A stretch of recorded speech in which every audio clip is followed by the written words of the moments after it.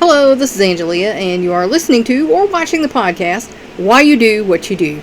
The podcast that talks about human development and psychology to maybe help you figure out a little bit more about why you do what you do. And we've been talking about death. And organ donation, the gift of life, which it can be. And we're going to take back up on that. A major factor is the refusal of families of potential donors to give consent. And families, sometimes feel like, oh, I don't want my loved one cut up and, thinking about that sort of thing. They don't think about the people who can be helped by the donation of these organs. So it can be an emotional decision. The decision to be a donor or to allow a deceased loved one to be a donor is not always an easy one. And like I say, it's because there are emotions involved and beliefs involved. And sometimes people just don't make a decision based on the help it can provide. When one man collapsed and died of a brain aneurysm, his 16-year-old daughter initially opposed the idea, but changed her mind when she thought about the possibility that another girl's father might be helped.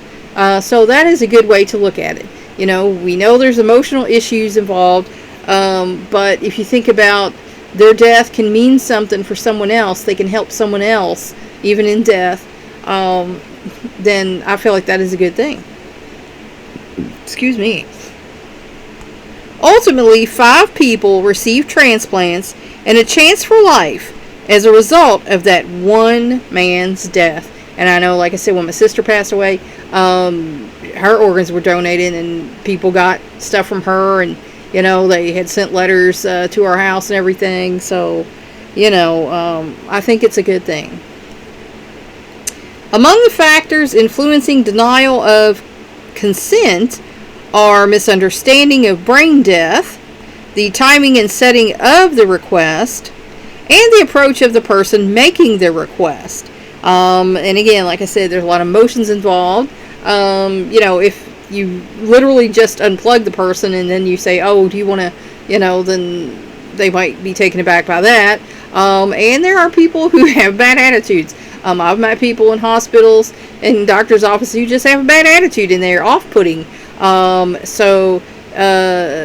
Providers' bedside manner is important. So cultural attitudes also play a part. For example, the waiting list for African Americans is about twice as long as for other ethnic groups. Among African American women in the rural South, objections to donations seem related to religious beliefs and kinship ties. A lot of folks don't believe that you should do that because God's going to raise your body, so you're supposed to keep it intact. But, if you look back in the Bible, God raised a field of dry bones. There was no flesh, no organs, no nothing going on there. And God raised a field of dry bones. So, if God can do that, He can put that person back together even if they're ashes. So, that's just how that works. In the United Kingdom, where the shortage of organs is particularly acute among Asian immigrants, Asians in the Glasgow, Scotland region were generally unsympathetic to organ transplantations, especially after death, even when they understood the issues. So again, that was their cultural beliefs, and sometimes that holds sway. In India, most of the transplants that are done come from living donors. Again, because of moral, religious, and emotional constraints against donating organs of a brain-dead person. So, again, there's only so much a living donor can give. A piece of a liver, a kidney, if it's a heart or something like that, then, it needs to come from a brain-dead person because that's the only way that's going to work. Culturally sensitive education may make a difference An educational program among American Indian communities in the southwestern United States showed the need to change not only the attitudes of potential donors, but to change the stereotypes about Native Americans commonly held by healthcare providers who ask for the donations. So not only there was a little prejudice problems down there, and maybe there were some thoughts that they were being harvested without due process. Who knows? Only they know. Interviews with Japanese, Korean, and Indian immigrants to the United States found vastly different views, not only about organ donation, but about broader aspects of the medical experience, such as when to seek such assistance, the roles of donors and nurses, how to talk with medical specialists, issues of privacy and disclosure, and end-of-life care, because they might not be sure what's going on. So our providers need to be very specific and very careful in the way that they address people, and try to help folks understand what good this could do. The National Organ Transplant Act regulates the procurement, distribution, and transportation of scarce organs in the United States. Any healthy person of any age can be an organ donor, even a newborn baby. Donors under age 18 need parental consent. Adults who wish to be donors after death can express that wish by indicating on their driver's licenses, filling out and carrying an organ donor card, and informing their families, who may need to sign a consent form at the time of donation. So let your folks know, tell whoever might be left when you go that that's what you want. The family does not pay the cost. It is paid by the recipient, usually through insurance or Medicare. Sale of human organs and tissues is illegal. Now, we know just because something's illegal doesn't stop some people. We know that there is a black market for organs and that is done. So, let's see. Some living will legislation applies only to terminally ill patients, not to those who are incapacitated by illness or injury, but may live many years in severe pain. Nor do advance directives help many patients in comas or in persistent vegetative states in which, while terminally they are technically alive, they have no awareness and only rudimentary brain functioning. So you need to let people know before anything like that were to happen what your wishes are. Such situations can be covered by a durable power of attorney, which appoints another person to make decisions if the maker of the document becomes incompetent to do so. And again, there can be problems in that as well, because sometimes people have dementia, Alzheimer's, things like that, and they're not quite sure they are incompetent, so there might be some testing involved. A number of states have adopted a simple form known as a medical durable power of attorney, expressly for decisions about health care. And my brother-in-law has that over my mother-in-law. Even with advanced directives, many people die in pain after protracted, fruitless treatment. Because, my goodness, it's hot, just the gnats come up, it's gross.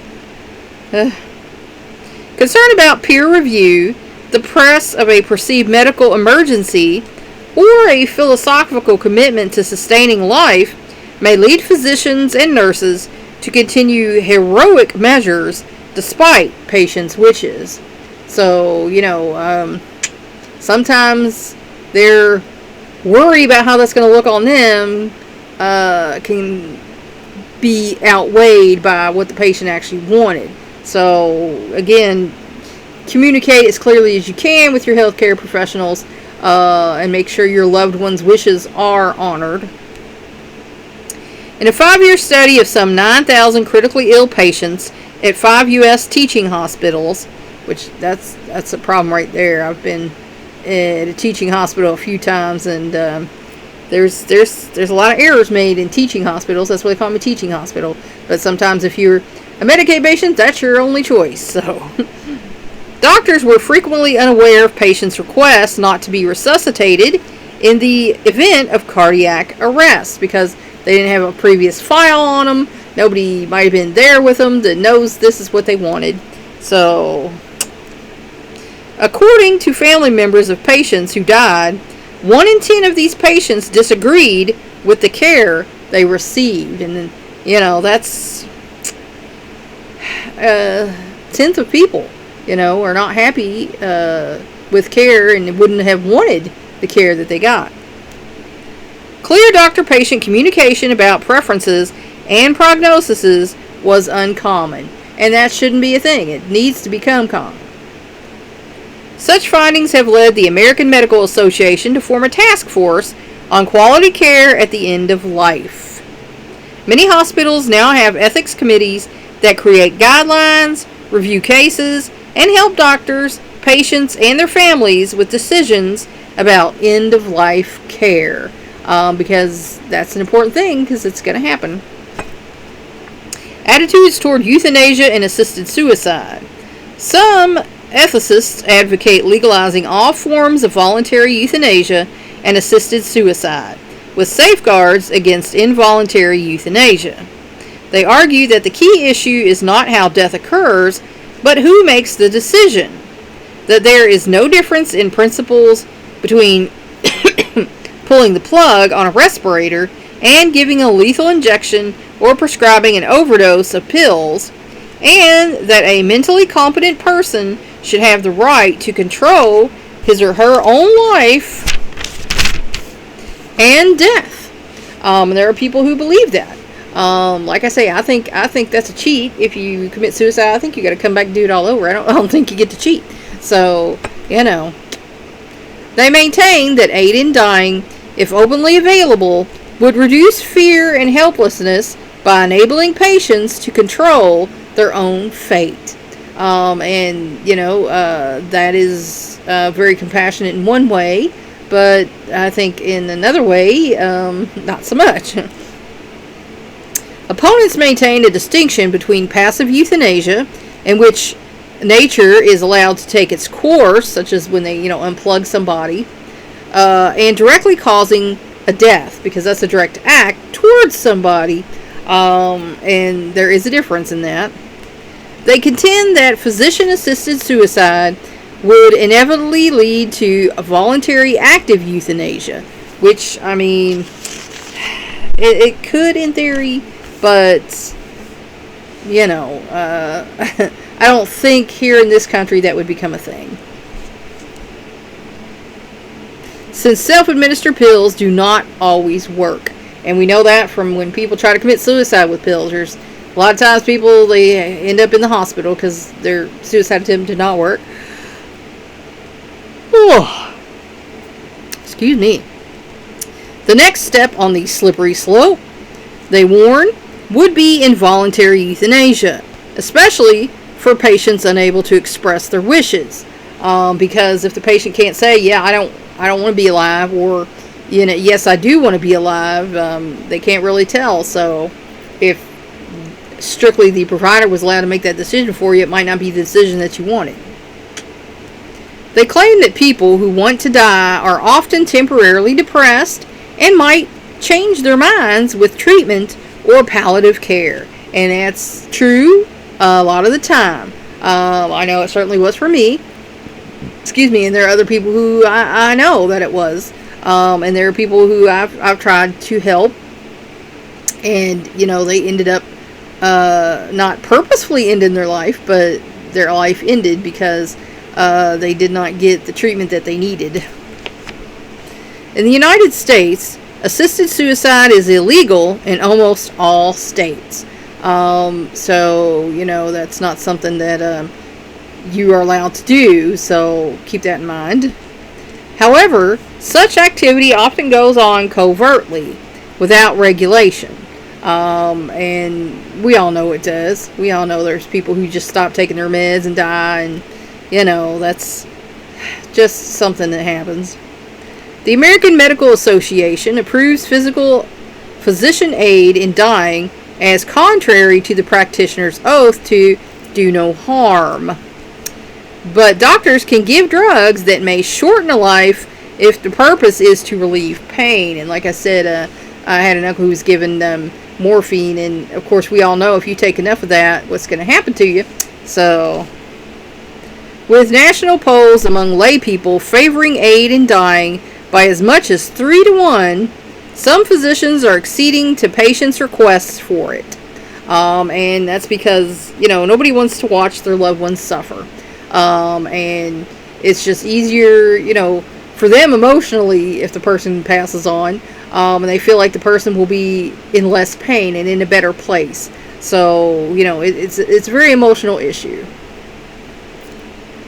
A nationwide survey of 1,902 physicians whose specialties involve care of dying patients found that of those who had received requests for help with suicide, 18%, or lethal injections, 11%, about 7% had complied at least once. So that means out of these doctors, at least 7% of them had gone along with it at least once. So, again, it's not supposed to be a thing. It's not legal, but we know there are times when it does happen. In a poll of 352 doctors, nearly 3 out of 4 said they should be allowed to help terminally ill patients die with dignity. So doctors are on board. Doctors feel like, yeah, we know this person is not going to make it. If they want to go, why not let them go? 37% approved of providing the means for suicide, and nearly 13% said they would administer a lethal medication. So, providers think, why do this? And then there's a lot of people who are like, they do it for the money. They want the money. And, there are people like that, but not everybody's like that. Oh, excuse me. It's hot here. Probably making me tired. In a survey in the United Kingdom, 80% of geriatric physicians, but only 52% of intensive care physicians considered active voluntary euthanasia to be never ethically justified. So, they have a more strict attitude over there in the UK, and don't think that's ever a thing, that life is sacred and you should never be taking a person's life. So, attitudes differ. And like I say, it's an emotional thing. But as far as organ donation, I think that's a good thing. If it's not against your religious beliefs, then I think you should do it. Because like I say, when one person passes, they can help five other people, So, I think there can be some good in your death. And as far as euthanasia, like I say, I think if the person is brain dead, there's no reason to keep them on a respirator on drugs that'll keep their heart beating, because they're not there anymore. Once you're brain dead, you're gone. Your body, they could keep your body alive indefinitely until it falls apart, I guess. But you're not there anymore. You've already passed on. So I think in those cases, definitely, I think palliative care is important. I personally think, in pain med management, if a person is terminally ill and they're in pain, then they certainly should be allowed to self-medicate, and that might lead to their death. But, we can't feel the pain they're in. We don't know how much pain they're in, and everybody experiences pain differently. To some people, this might be a minor ache, and to some people this might be horrible pain that they can't stand and they would rather be dead. So, it's hard for us to judge when we're not in that person's body. So I think those two things are the way it should go. And of course, that's just my little opinion. I'm not God, I don't pretend to be. So, that's where I'm going to leave you for today. I hope that helped you figure out maybe a little bit more about why you do what you do. Please like and share this educational program so we can spread it around the world. If you want to help me out, subscribe to my YouTube channel. If you want to help me out even more, go to my Patreon page and become a patron. Thanks for watching or listening. That's all for now. Until next time.